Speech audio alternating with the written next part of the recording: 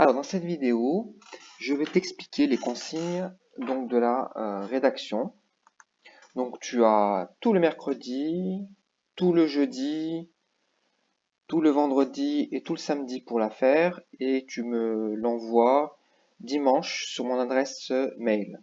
Alors, donc c'est une rédaction où je vais te demander d'utiliser le présent et le passé composé comme on a appris à le faire donc dans la séquence euh, de mercredi et de jeudi.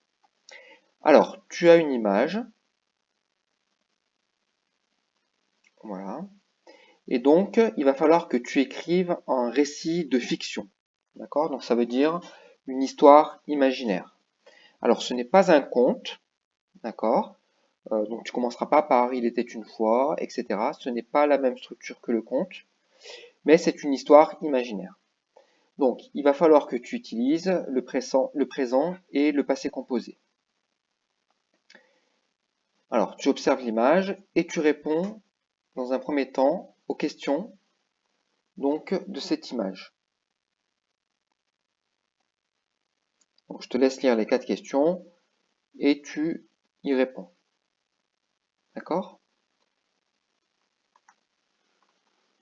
Alors, ensuite, donc pour préparer l'écrit, on te demande de réviser un petit peu les verbes ici au présent de l'indicatif. Donc moi, je vais te demander donc de faire ici l'exercice au présent, d'accord? Et de le faire aussi sur ton cahier de devoirs au passé composé, d'accord? Donc tu écris une fois sur la fiche au présent et une autre fois donc sur ton cahier de devoirs au passé composé. Voilà. Donc le projet d'écriture, ça va être d'écrire l'histoire, donc d'écrire le début de l'histoire qui va correspondre à cette image, d'accord? Et ensuite d'écrire la suite de l'histoire jusqu'à la fin pour voir ce qui se passe. D'accord?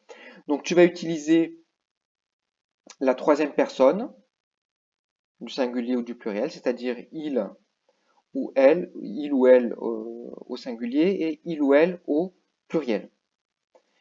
Bien sûr, il faudra que tu présentes tes personnages. Alors le premier, on te dit qu'il s'appelle Monsieur Bertrand, donc tu le présentes, tu fais une description, etc.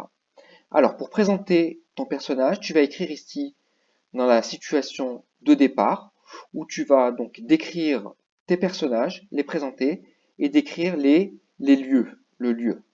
D'accord? Donc ici, ça se passe dans son salon, donc tu vas décrire un petit peu son salon.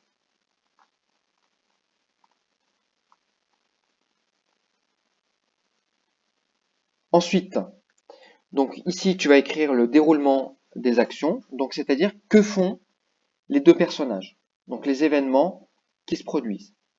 Alors, c'est là où tu vas devoir donc faire la concordance des temps entre le présent et le passé composé.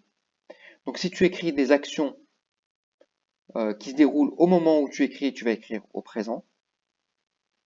Et pour raconter donc des actions, des événements qui se sont passés avant, tu vas les écrire au passé composé.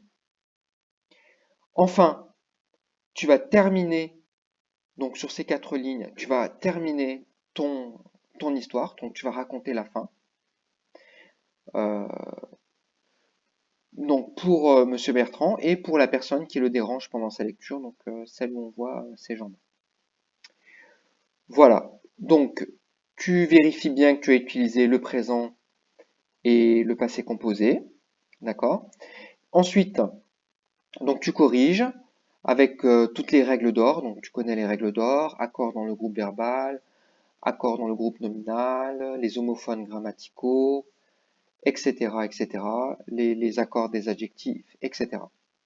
Tu utilises pour cela ton porte-vue, la fiche de relecture, réécriture donc d'un texte. Ensuite, je vais te demander de réécrire tout le texte, donc les 3 parties, sur un document Word que tu m'envoies à mon adresse mail. Voilà, donc tu as 4 jours pour faire ce travail. Bon courage.